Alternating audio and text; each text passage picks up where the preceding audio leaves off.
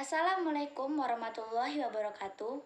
Perkenalkan saya Hanif Rizky Pratiwi, NIM 210869195, Prodi Pencaskesrek dari Fakultas Ilmu Keolahragaan Universitas Negeri Padang. Baiklah, pada kesempatan kali ini saya akan membahas materi tentang filsafat pendidikan.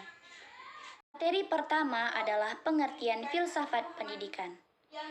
Filsafat pendidikan adalah aktivitas pikiran yang teratur yang menjadikan filsafat sebagai jalan untuk mengatur, menyelaraskan, dan memadukan proses pendidikan.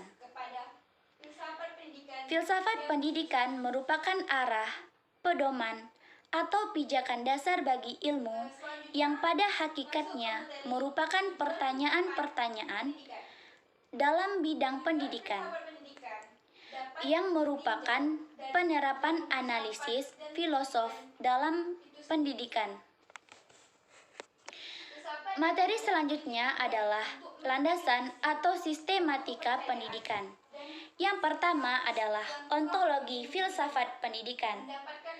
Landasan ontologis memberikan dasar bagi pendidikan mengenai pemikiran tentang yang ada.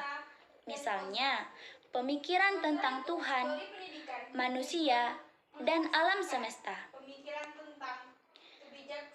Corak pendidikan yang akan dilaksanakan sangat dipengaruhi oleh yang ada, yang telah ditentukan oleh ontologi. Yang kedua adalah epistemologi filsafat pendidikan. Landasan epistemologi memberikan dasar filsafat bagi teori dan praktik pendidikan dalam hal cara memperoleh pengetahuan. Pendidikan itu sangat erat kaitannya dengan ilmu pengetahuan. Maka, pendidikan mengenai sumber dan jenis pengetahuan akan sangat berpengaruh terhadap kurikulum dan model atau metode pembelajaran. Yang ketiga adalah aksiologi filsafat pendidikan. Landasan aksiologi memberikan dasar-dasar filsafat dalam hal nilai dan moral yang melandasi teori pendidikan dan menjadikan acuan dalam praktik pendidikan. Karena pendidikan tanpa nilai dan moral yang positif, pendidikan justru dapat memberikan hal yang negatif. Pendidikan haruslah diimbangi dengan adanya pemberi, penerima, tujuan, dan cara yang baik dalam konteks positif.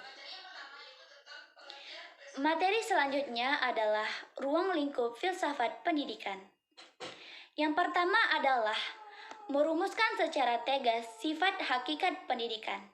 Yang kedua, merumuskan sifat hakikat manusia sebagai subjek dan objek pendidikan. Yang ketiga, merumuskan secara tegas hubungan antara filsafat pendidikan, agama, dan kebudayaan. Yang keempat, merumuskan hubungan antara filsafat pendidikan, teori, dan pendidikan. Yang kelima, merumuskan hubungan antara filsafat negara atau ideologi, filsafat pendidikan, dan politik pendidikan atau sistem pendidikan.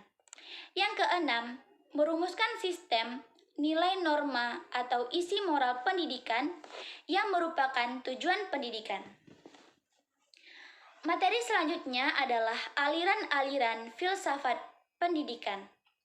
Yang pertama adalah aliran filsafat idealisme, yang kedua aliran filsafat materialisme, 3 aliran filsafat esensialisme, 4 aliran filsafat progresisme, yang kelima aliran filsafat pragmatisme.